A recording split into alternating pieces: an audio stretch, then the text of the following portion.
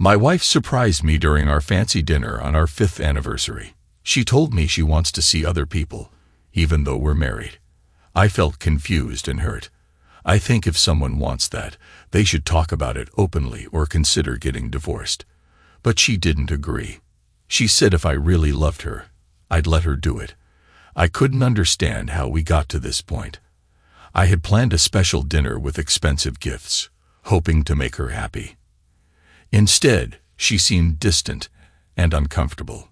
She kept looking around nervously and avoided eye contact. Finally, she confessed her desire to have affairs. It was a shock. I didn't know what to do. I put my wine glass down and wondered why she seemed so serious. I thought maybe she wanted to talk about starting a family.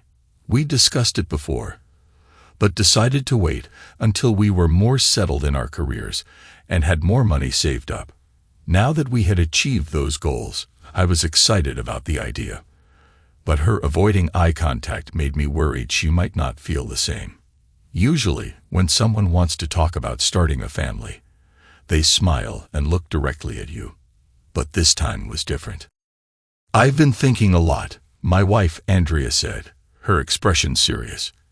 "And it's really important to me. I feel like I need to explore life beyond our relationship." I was completely shocked. I was overwhelmed with a lot of emotions, confusion, bewilderment, and anger, which fell on me at once. I couldn't believe it. "I think if I take the time to understand myself better, I'll end up being a better partner for you."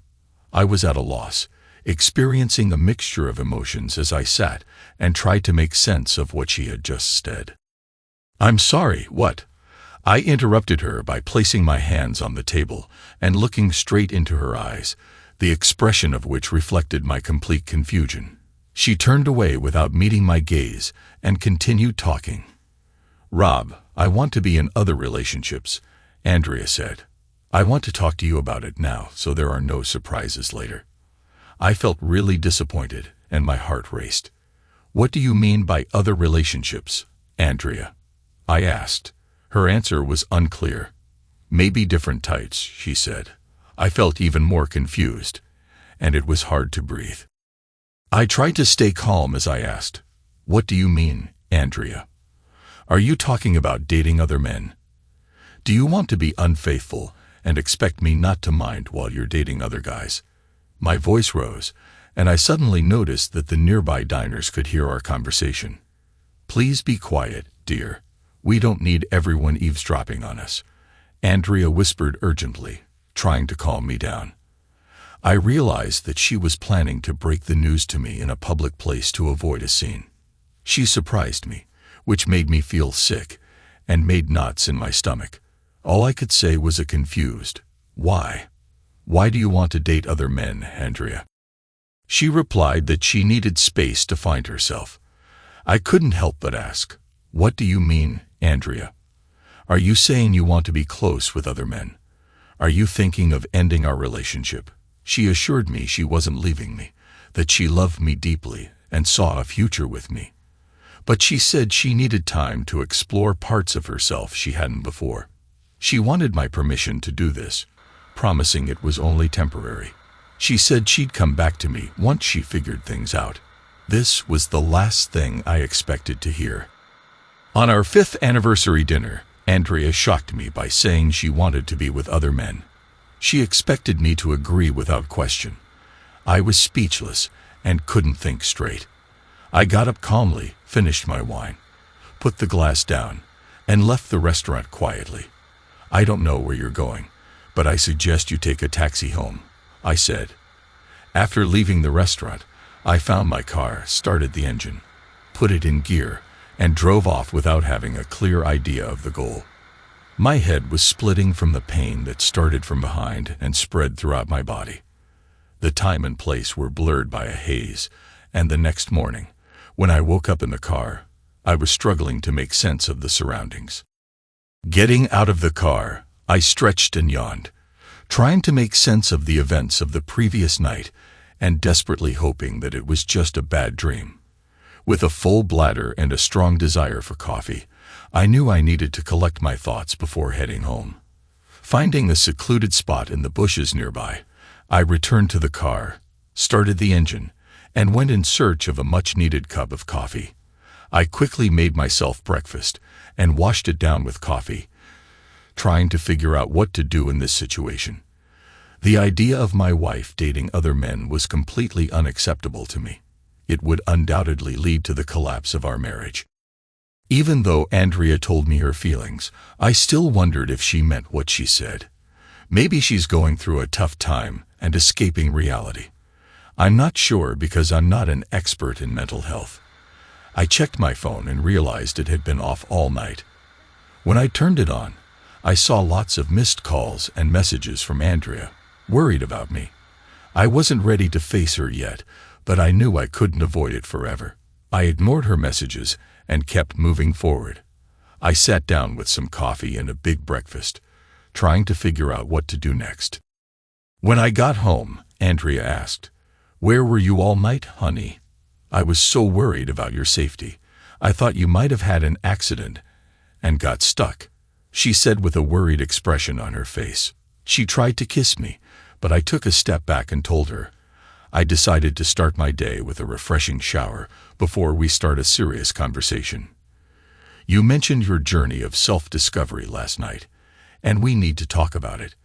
I walked past her and headed upstairs to the bedroom, taking off the suit I'd been wearing all night as I went.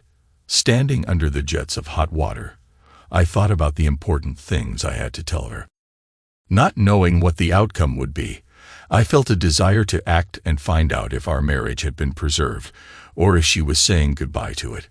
It could be a test of my loyalty to her. I had no idea how she felt. I believed that I adored her. I actually married her. She told me she loved me too. We had a big wedding and an amazing trip to Europe to celebrate our love. I've always been faithful to her, never even thought about being with someone else. But she doesn't seem as committed as I am. Luckily, we don't have kids yet. We'll decide about that later, depending on what happens next. After changing my clothes, I went to the kitchen to make more coffee. I grabbed a notebook and pen. Andrea was already there, watching me closely. Despite the fact that I tried to keep my outward calm, I felt depressed inside. I poured myself a cup of coffee and sat down. "Could you explain to me again, Andrea, why you want to have a relationship outside of our marriage?" I asked. "My love, I want to establish myself as a woman. It seems to me that my needs are not being met right now. I need the opportunity to explore and find that satisfaction on my own," she replied. "So you're suggesting we take a break from our relationship to figure out what you want?" I asked. "No, my love, I'm not suggesting we leave. I intend to stay close to you in our house, but it's important for me to be independent in time and choice," she responded. "Andrea, when are you going to start this journey and create your new daily routine? I'm open to talk whenever you're ready. But Andrea, I can't agree with what you're saying. When we got married, we promised to be together forever, loving and supporting each other. Thinking about being with someone else breaks those promises. I still have hope for us. I'm not ready to give up on our marriage. I feel like we've drifted apart, but I want to fix that. We're both so busy with work that we don't spend enough time together. I miss feeling loved and valued like we did when we first got together. I know I'm focused on providing for our future family, but I want us to remember the love that brought us together in the beginning. Let's try to make our relationship a priority and find joy in each other again.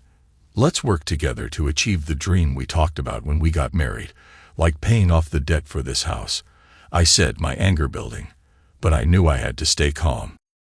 "Are you thinking about cheating with other men?" This question scared me. I should have asked it earlier than all the others. "Honey, I'm not sure what I'm going to do.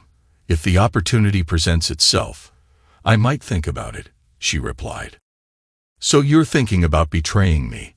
I said, feeling the weight of her words. "Rob, it's not about hurting you. It's not cheating if you're aware of what's happening," she said. I felt really stressed at that moment, so I took a deep breath to calm down. I sipped my coffee, wishing it was something stronger to help me relax. I knew I had to stay focused and keep going. So let me get this straight. Andrea, are you thinking of going out with other guys, maybe even sleeping with them? And you'll still be here at home? I asked. Well, it's not as easy as that, honey. I'm not sure, she responded. Andrea, in my opinion, everything is quite simple. Are you suggesting that we do everything together during this period? Don't forget, you're still married. Are we just going to take a break from our marriage for a while? Are you suggesting that we maintain an intimate relationship during this period? I asked, trying to make sense of her intentions. Of course, Rob, we are a family. You and I cherish you deeply, and I want us to remain a family. I just think I need to do this from time to time to gain clarity, she said. How often are you going to do this, Andrea? Every weekend, multiple times a week, every night. How much are you planning to explore? I asked, my frustration growing. I'm not sure yet. My love, why are you so concerned about how often we'll see each other? She asked. I need to figure out what I'm going to do while you're out with other men. I don't have someone like that in my life, I replied, trying to stay calm. I was on the verge of losing my temper, but I needed to focus on not letting things escalate. There are some things we need to talk about before we make any decisions. Are you sure this is what you want? Have you thought about how this will affect our marriage? I asked Andrea. She nodded but didn't give a direct answer. It was clear that she wasn't thinking about my feelings and wasn't taking my point of view into account. Then she said, if you love me, you'll let me do it. I replied, Andrea, if you really love me, you won't do it. I have set a clear boundary. Honey, I've made a decision. I can't change my mind. This ultimatum will determine our future. Our relationship will never be the same again. Andrea didn't fully understand what would happen if she pursued relationships outside of our marriage, and this changed everything. It's time for me to act. These are my rules, and they won't change. I told her what she needed to do if she wanted to see other people. It was clear she'd have to find somewhere else to live during this time. I made it clear I couldn't live with her while she dated other men, and I didn't want them coming to our home. She asked where she could go, so I suggested staying with her friend Jessica, who's divorced and lives alone. I suggested she ask Jessica if she could stay with her for a while. If this is not possible, you can rent a temporary apartment, but you will have to pay for utilities and a car. Andrea, who taught in the 3rd grade at a local elementary school, had a steady income. On the other hand, I worked as a forensic auditor for a well-known company. Receiving a generous salary and annual bonuses, I admitted that I might not be able to fully meet all your needs in our relationship. I confessed. Andrea looked at me directly for the first time, feeling triumphant in our ongoing battle. If you're offering an open marriage, then I have to be prepared for you to look for another relationship. Will you come back to me, Andrea, after all is said and done? I asked. My love, I understand everything. You are very dear to me. You're my partner. I want us to have a family together, she replied. But if you're dating other men, what do you expect from me? Do you expect me to be faithful to you? Should I just stay home, wait for you to finish with them, and then welcome you back? Have you thought about how I'd feel about all this? I want you to be my partner, only mine, Andrea. Whatever happens when we're apart won't matter when we're together again. I imagine us having a future where you're my partner and the father of our kids. It feels weird to think otherwise, she said. It seems Andrea is okay with my decision not to let other men come to our house for intimacy. Maybe she sees it as a win. Now she can talk to other guys without me getting involved. Fine, but we need to talk about some things. Can you move your stuff to the spare room? I'm not sure I'm ready to share a bed with you right now. Your actions are really hurting me. It seems like you're trying to push me away without saying it directly. Can you explain what's going on? Andrea didn't react much, so I realized she was starting to figure out I wasn't just going to accept things the way they were. Maybe she was surprised I wanted to sleep separately. But what did she expect? Did she think I'd forget and let her cheat on me, then act like everything's normal? No way. Andrea got close to another teacher, Jessica. I felt like Jessica influenced some of Andrea's choices. Jessica, a divorced teacher, got asked to leave the same school where Andrea worked because her husband found out about her affairs. At 35, Jessica was attractive, but she had a habit of getting into relationships with any guy who paid attention to her. I suspected that Jessica's behavior might have influenced Andrea's decision to open up before settling down and starting a family. For me, the harsh truth was that if Andrea continued to move in this direction of self-discovery, our family might not survive. The most likely outcome would be a divorce. I got up from the table and started to leave. Andrea asked, "Is this the end, Rob? Are you telling me to leave?" I replied, "Yes, that's what we're on right now." Andrea, please don't get me wrong. I refuse to accept it. When we exchanged vows, we promised to be faithful to each other. Now you're thinking about breaking that promise. What should I do? Do I have to sit back and watch you with other guys? If you want an open marriage, then I think I have the right to do the same. Andrea was silent, shocked, and I left before things got worse. I grabbed the car keys and left the house. "Where are you going, honey?" my wife asked. "I'm not sure yet, but please start packing and find somewhere else to stay. Just remember, you can't betray our marriage until you move out," I responded. In response, I slammed the door behind me with more force than usual. I was prepared for the fact that if necessary, I would have to leave on my own. Since it was my wife who caused this chaotic situation, I believed that she should be the one to deal with the inconvenience. Besides, I guessed that Jessica, a woman known for her promiscuity, was manipulating Andrea, so she should be responsible for the consequences. Despite the strong desire to meet Jessica at her house, I forced myself to restrain myself. Early Monday morning, I left for work before Andrea woke up. Given that Andrea's intentions were hanging over my head, I realized that I had a significant amount of work to do to strengthen my plan. I was determined not to put up with her infidelity. If she decided to end our marriage, then I had to take steps to fix the situation. The thought of her betraying me was incredibly painful. I couldn't just ignore her involvement in affairs and act like everything was okay when she came home. I worried about what might happen, like getting sick or pregnant because of what she was doing. I knew we had to get a divorce, so I talked to my lawyer, who's also a good friend. Usually, he helps with things like buying houses or making wills for us. I didn't expect him to handle the divorce, but I trusted his advice on finding a good lawyer. He connected me with someone from his firm, and I met them the same day. The meeting was tough, but my new lawyer was really good at their job and knew a lot about our state's laws. I didn't want our divorce to be a big fight. I was okay with splitting everything 50-50. When we got married, we didn't have much, and we both worked hard to build a happy life together. It suited me that everything was divided equally.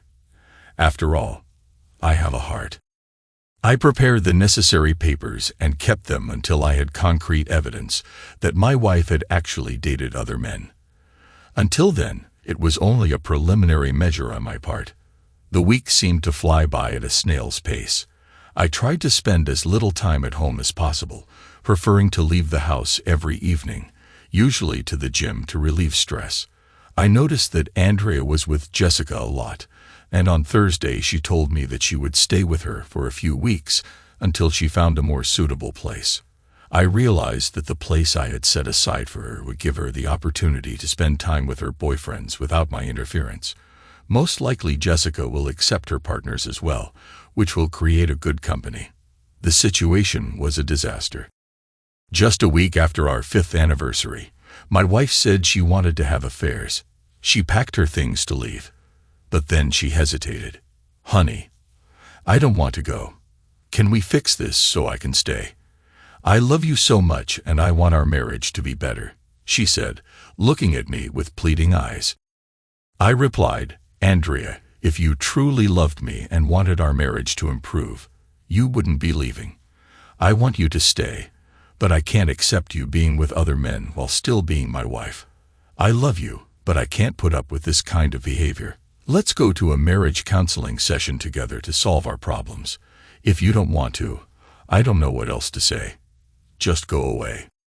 While she was packing her things in the car, I went to the hardware store to buy new locks for the house. I changed 3 locks. Over the weekend, I updated the security code for the garage door opener, hoping to increase the security of our home. I spent the night from Saturday to Sunday at home, looking at the walls and wishing Andrea would come to her senses and come back. The week that followed was incredibly difficult. I went to the gym every day and started running again to cope with stress. Sometimes I felt really desperate, wishing my wife would come back. It was hard for me to understand how she could have affairs while still being married to me. I struggled with feeling like I wasn't good enough, wondering if it was something about me that made her cheat. So I looked into why people cheat. I was surprised to find out that about 40% of married people have affairs. What's even more surprising is that almost 90% of them choose to stay married. Sometimes, the spouse who's been cheated on decides to ignore it, especially if they have kids and don't notice the affair. Many women who cheat say they still love their husband and family, but they feel like something's missing at home.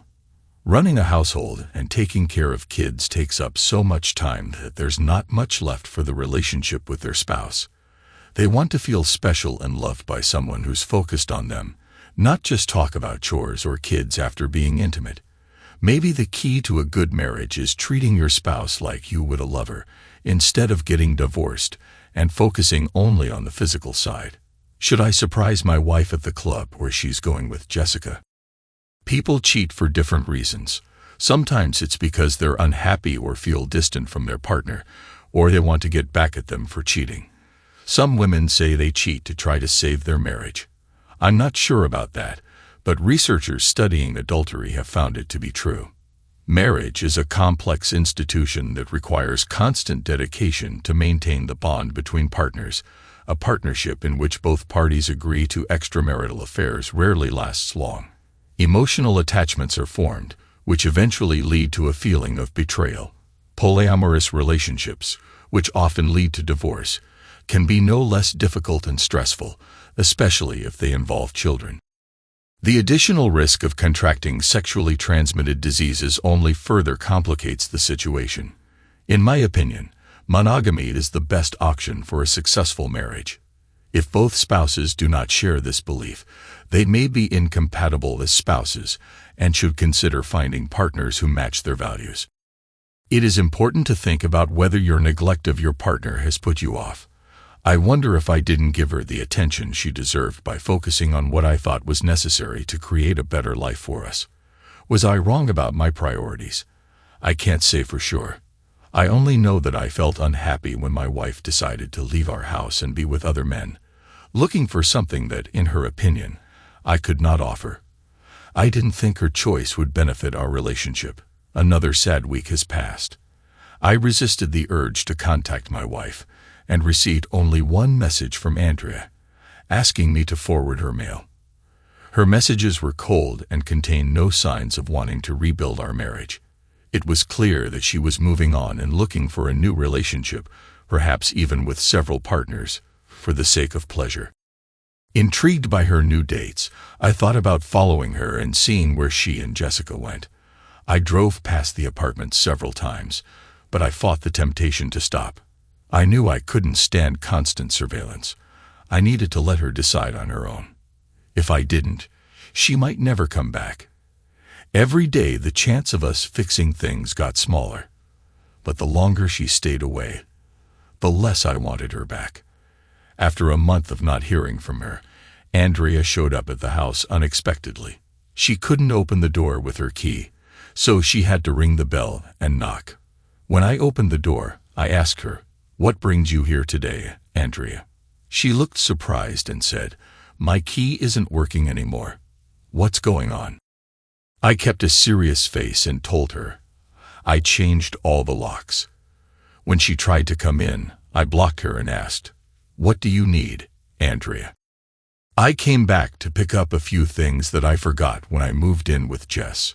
Once again, her visit was solely to pick up her things, not to try to establish a relationship with me. She didn't seem to care about my emotions and the resentment I might feel. It was obvious that I was just a hindrance in her plans. Did she really think that I wouldn't be affected by her affair with other men, and that I would eventually take her back? "I've collected several boxes of your stuff from various places around the house, and now they're stored in the garage, so there's no need for that." I welcomed her into the house, knowing that it was still her home. We went to the garage where she saw all her boxes of things waiting for her. "How long will you stay with Jessica?" I asked. "She's been so helpful. I'll be with her for a while," Andrea said. "I'm sure in a few months I'll come back to you and be an even better wife. Then we can start a family." I couldn't help but laugh at this. The idea that being with other men would make her a better wife or mom seemed silly to me. It seemed like her thoughts, probably from Jessica's influence, were confused. Deep down, she must have known it didn't make sense. I had my own thoughts about it. "Have you met someone special yet?" My question made Andrea blush, which indicated that the answer was already clear to me. "Jess and I went on a few dates with guys from our club, but those were all our romantic encounters," she said. "How do you like being around your new boyfriends?" I asked, watching Andrea blush as she rummaged through the boxes of things. Already knowing the answer, I decided to leave the garage and return to the kitchen to drink coffee and get a newspaper. A few minutes later, Andrea came out with a bag of her things and looked around the kitchen. She expected to return to a dirty house, but to her surprise, it was spotlessly clean. I had hired a cleaning service that came 3 times a week, so there were no dishes, no beer bottles, no piles of laundry in the house. Despite the pristine condition of the house, she looked disappointed, trying to come to terms with the fact that my wife left me for another man. I couldn't help but feel overwhelmed by the contrast between the well-kept house and my own emotional shock. "Do you need anything else, Andrea?" I asked. I could feel her curiosity about what was going on while she was gone. "So, darling, how have things been since I started living with Jess?" she asked. "I'm fine. My job doesn't bother me, and I travel a lot," I replied. "Don't you go anywhere at all, or are you just sitting at home alone?" she asked. I've been waiting for this question. As they say, what's good for one is good for the other. It's time to gently expand the boundaries of her capabilities. Lately, I've been staying active by joining a cycling group that meets twice a week for organized rides. We start from a certain spot and ride together, covering a good distance. It's been really rewarding. I get to meet new people and chat over beer and a burger after the ride. Cycling makes me hungry, and the pressure from Andrea has actually helped me lose some weight in the past few weeks. Exercise has been my way of avoiding a breakdown. I've tried not to drink too much because it wouldn't help. "That's nice," Andrea said, sounding more curious about my activities than what she actually said. As she drove off, she started to realize that her plan wasn't going as she'd hoped. Perhaps her faithful husband has found someone new and doesn't want to be with her anymore. Perhaps her desire to find a guy who would fill the void in her marriage led to unforeseen and serious consequences. It was later revealed that Andrea had dated 2 men from the club she attended with Jessica and had repeatedly engaged in intimate relationships with both. They lost interest in her. After the meeting, they couldn't wait to leave Jessica's apartment. Both men were in a serious relationship and were looking for only temporary satisfaction, which Andrea did. After a couple of months, it became clear to me that my marriage was over, and it was time to move on to the next phase of my plan. Andrea didn't get in touch with me for several weeks, which indicated that she wasn't thinking about me and our marriage. She seemed more focused on her own desires and needs than on returning home. Even if she decided to come back, it would most likely involve a lot of conditions, and I wasn't sure I could take her back under such circumstances. I got really worried when I found out Andrea went to the Dominican Republic with one of her boyfriends during the school break. They had a good time, soaking up the sun and doing different things. Jessica's lies about me being a bad husband and my not caring attitude towards Andrea played a big part in her deciding to end our marriage. Now she's living with her unhappy friend who's divorced in a small apartment. Her reputation with friends and family is taking a hit. When Andrea's mom found out she went to the Caribbean with another man, she wasn't happy. Andrea's note about finding other partners in bed made her mom wonder. I told her to talk to Andrea herself to find out what's really going on. Andrea's mom asked her straight out, "Why did you leave home? What's up with Robert? Is he treating you badly?" Andrea reassured her mother by saying, "No, Mom, he doesn't treat me badly, but I don't feel horny or desirable with him, and I really want to feel wanted. I don't feel attracted to him, so I'm looking for that elsewhere. Before starting a family with Rob, I want to have some fun. I need it now, but I'll come back to him when he appreciates me more. Everything will work out. You'll see," Andrea confidently declared to her shocked mother. "If you have affairs with other men, Robert won't want you as his wife. Cheating will ruin your marriage. Don't you understand that?" her mother warned her worriedly. "I'm sure Rob loves me, Mum. He knows why I need it," Andrea assured. "I'll be back home in a few months, maybe a year at most, and then we can start a family." "Andrea, it's time for you to wake up and go home. Otherwise, there may be no marriage, no husband to return to, and he won't have any children. Do you understand?" "Mom, I know Rob loves me, and I'm confident in my choice." Even her mother couldn't change her mind. Therefore, following the principle of equality, what is good for one should be good for the other. After Andrea left 3 months ago, I decided to check if I was ready to start over. I needed to change something about the monotonous routine of work, gym, cycling, and sleeping that has consumed my days since my wife left. In search of female companionship, I plucked up the courage and asked out one of the women I rode a bike with. It's time to move on and start a new part of my life. I was waiting for this tough time to be over. It felt like that's all I could do. Part of me still hoped Andrea would realize what she's doing, stop it, and come back home. But it seemed like wishful thinking. I had to accept the truth. It didn't seem likely she'd come back, at least not the same as my wife, or the woman I knew before. She seemed to like being independent now. She wanted excitement and assurance, things that were missing in our marriage. Psychologists say that's why women sometimes cheat on their husbands. I wanted to make an appointment so I didn't seem too impatient or only focused on finding someone new. I understood that it might be awkward if I did not establish mutual understanding first in my cycling group, and then vice versa. Before asking one of the women out on a date, I didn't want it to look like a love date, because our cycling group was so close-knit. Many of my friends knew about my recent separation from my wife, and perhaps even knew about Andrea's active dating life. In a small town like ours, news travels fast and gossip is inevitable. So when I asked Diana to join me for a drink and a meal, I was pleasantly surprised when she agreed. I wanted everything to be calm and relaxed without too much hype. I suggested kayaking on the lake. Before dinner, I convinced Diana to try kayaking, despite her lack of experience, based on her own experience in this business. Intrigued, she agreed, and our plans quickly turned into a fun walk. After the adventure on the water, we enjoyed delicious food and drinks. As a result, Diana had a great time kayaking with me for about 3 hours. We went to a charming restaurant to enjoy a delicious dinner and drinks. I chose steak with fried potatoes combined with delicious local beer, and Diana tried a pasta dish accompanied by white wine. The atmosphere was relaxed and free from any pressure. After the meal, we tasted ice cream.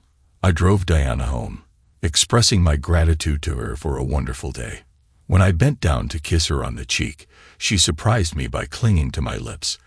The kiss was charming and took me by surprise. I didn't want to seem too eager, so I waited until our usual bike ride on Tuesday to bring up another ride. Diana surprised me by saying she thinks I don't enjoy myself because I don't reach out enough. I told her I do enjoy spending time with her. We agreed to meet up on Saturday for a game of golf. I've learned it's important to find the right balance when talking to someone you like. If you bombard them with messages and calls, it can push them away. So I messaged Diana on Friday to say how excited I was for our golf game on Saturday. I suggested a time to pick her up, but also said she could meet me at the golf club if that was easier for her. After she asked me to pick her up, we made an appointment for an early evening. The time spent on the golf course was enjoyable, even though we both knew we would never become professionals. In the evening, for dinner, we cooked a barbecue and drank a bottle of wine at my house. When it was time to walk her home, she surprised me by leaving her car keys on the kitchen counter and asking me to go into the bedroom. When I woke up the next morning, I found an amazing woman lying next to me.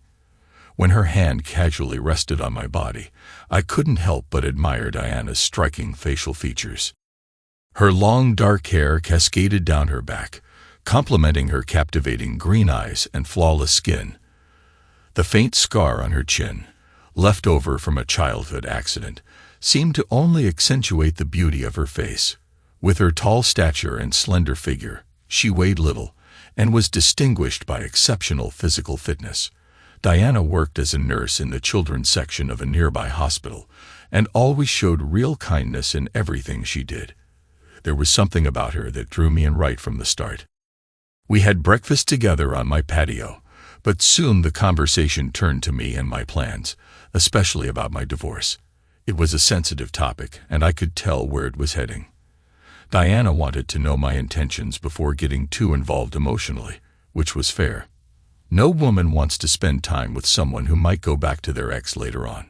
When I explained how Andrea left and how strangely she acted, Diana's expression told me she probably wasn't coming back. Seeing how deep my wife's involvement with other men was, I felt ready for the next step of my plan. So, on Monday morning, I called my lawyer and asked him to get his investigator involved. My goal was to find out all the details of my wife's relationship with other men before the divorce process began. It turned out that she dated several men, many of whom were married, and they often gathered at Jessica's apartment after nights out in bars and clubs. After receiving the divorce papers, Andrea appeared on my doorstep in the evening, clutching a large brown envelope. There was concern on her face. "Why are you here, Andrea?" I asked. "Someone gave me these papers today," she explained. "Why did you file for divorce?" I promised I'd be back soon. We could start planning for the child we were talking about. I asked her to join me in the kitchen, but reminded her that it was too late for that. "I specifically asked you not to leave, but you decided to do it anyway," I said. She objected, saying that she needed to find herself and feel confident. I couldn't help but laugh. "Do you feel confident now? Have you taken the time to analyze your attractiveness and relationships? Have you met new people and had meaningful experiences?" I started to open up and express my feelings. "Everything seems to have changed. I haven't heard from you since you left. You didn't even contact me on my birthday, maybe because you were busy with one of your other partners in the Dominican Republic. Your own mom even called and asked why you didn't call her on Mother's Day. My goodness, have you been with someone else all this time?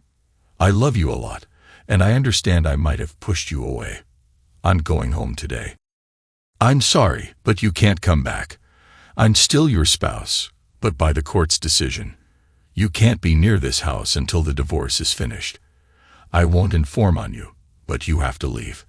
Andrea, we will decide everything in court," I said. Andrea began to understand the seriousness of our marriage vows: to love, honor, cherish, be faithful, and commit ourselves not to get involved with others. "This house is not particularly valuable to me, Andrea. It's yours if you want it. My share is worth about $150,000, as it is almost paid. Alternatively, we can sell the house and split the profits." Everything is simple and clear. She found a new place to live, and started her life with a clean slate. Even though the breakup hurt, we both knew it was for the best. I focused on moving forward, leaving the past behind, and looking ahead. At the charter school where she worked, she was told to be more careful with how she communicated.